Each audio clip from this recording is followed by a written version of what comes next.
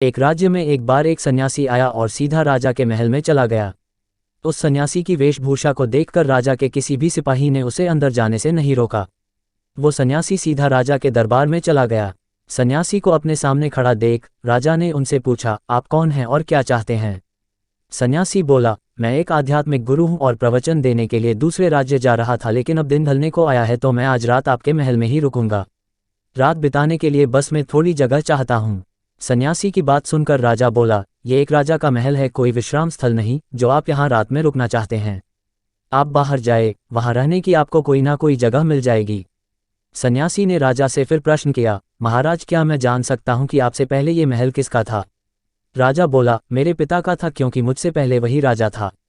सन्यासी ने फिर प्रश्न किया, अच्छा तो अब आपके पिताजी कहाँ हैं? राजा बोला, अब वो इस दुनिया में नहीं रहे, उन्हीं के बाद तो मैं राजा बना। अच्छा, आपके पिता से पहले ये महल किसका था? सन्यासी ने फिर से प्रश्न पूछा। राजा को अब गुस्सा आने लगा, लेकिन फिर भी उसने शांत होकर जवाब दिया, मेरे पिता से पहले ये महल मेरे दादाजी का था और अब वो भी इस दुनिया में नहीं है।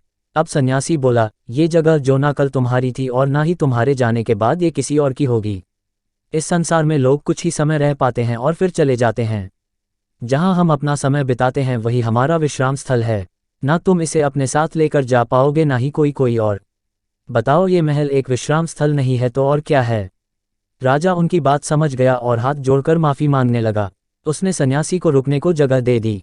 सीख जो हमें इस शॉर्ट मोटिवेशनल स्टोरी से मिलती है, दोस्तों, ये बात तो हम सभी जानते हैं कि इस संसार से हम कुछ भी लेकर नहीं जा सकते। खाली हाथ आए थे और खाली हाथ ही जाना है। जब तक इस संसार आप हैं तो मैं या मेरा इस चक्कर में ना पड़ें। जिंदगी में धन, लोभ, लालच के पीछे ना भागें। भागना है तो खुशियों के पीछे भागें। जिंदगी का मजा बहुत पैसों में या फिर बड़ी गाड़ी में नहीं है, जिंदगी का मजा है खुश रहने में।